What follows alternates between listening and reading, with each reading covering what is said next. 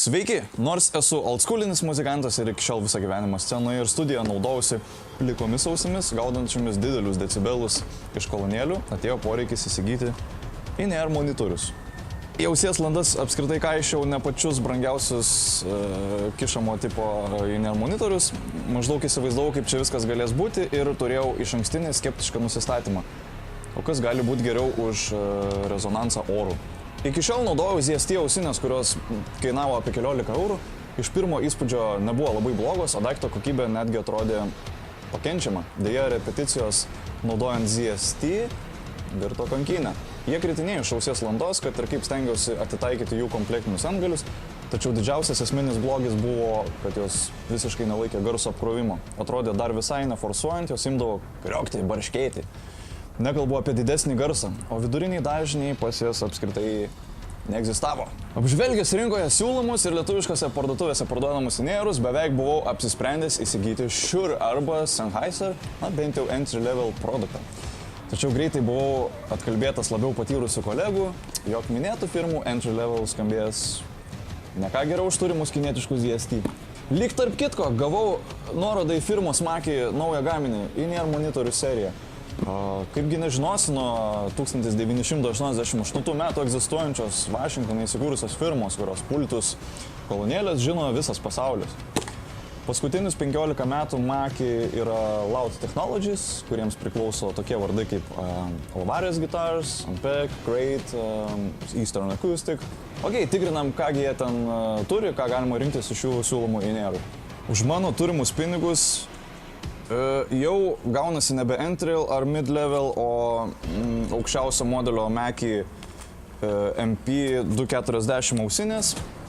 Jų kaina Amerikoje ir Europoje sukasi aplink 200 eurų. Iš ties nemažai ir gražioje dėžutėje randu supakuotą granatos sprogmenį primenančią dėžutę ar dekliuką ir kietame porolone gulinčias ausines. 3 skirtingi antgalių tipai su 3 skirtingais dydžiais.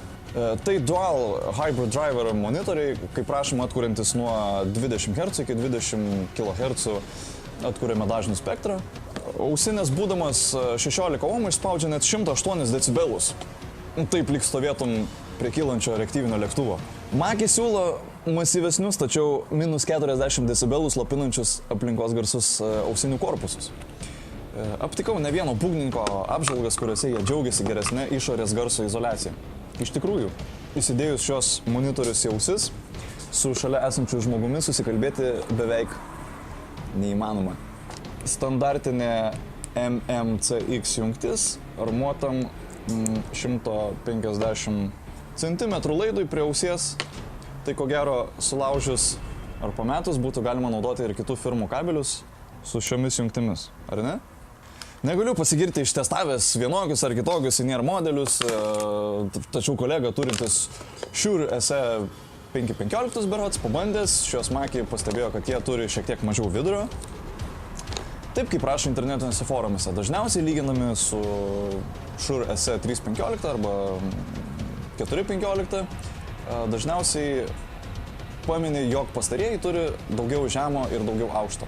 Viduriniai išties nežymiai pakirpti, bet žemi ir aukšti yra labai švarūs ir kol kas negaliu aptikti kažkokio purvo garse. Jau per pirmąją repeticiją Mackie MP240 nudžiugino krištoliniai švarių garsu ir apie kažkokias perkrovas turėtas su ZST jau galėjau pamiršti. Gitaros garsas tapo toks, kokį būčiau girdėjęs atsisėdęs studijoje, pasijungęs savo Headrush procesorių per studijinius monitorius. Kitas kolega patarė prieš pradedant normaliai naudotis in-earais, susidėti pačius didžiausius turimus poroloninius kištukus kabutėse ir pripratinti juos prie savo ausų taip, kad juos suformuot. Deja, man tai nesuveikė. Negana to, mano ausų landas šiek tiek skirtingo dydžio, tai pavargdavau tas didesnės purgas kišti į ausis, o jos vis tiek bandydavo po laiko iššokti. Taip pritrindavau ausies landas iki nemalonaus perštėjimo, bet susiradau tinkamą dydį, iš siūlomų 3 kiekvienai ausiai skirtingai. Nors turiu pastebėti, jog dainuojant mano žandikaulio raumenys iš landų turbūt išstumtų ir Egipto piramidžių akmenys. Pastebėjau, kad in-earų laidas man asmeniškai mažiau trukdo iš priekinės mano kūno dalies, Plus nugaroje įskipdavo į judančius plaukus, gitaros diržą, todėl juos įsidėjęs laidą pravedu čia. Kartais atrodo jau visai gerai įsistačius monitorius į ausis, juos pasuku štai taip ausyje ir atrandu tikrai patogesnę poziciją savo ausims. Anglai sako sweet spot. Na ir pabaigai, paslapčia norėjau skaidrių ausinių, tokias kaip gamina Shure, bet Mackie gamina tik juodas. Kita vertus, ant jų patalpintas žaismingas sidabrinis Mackie logotipas atrodo visai cool. Ausines įsigijau muzikos prekėse Media Audio. Kaune, ačiū, kad žiūrėjot. Iki.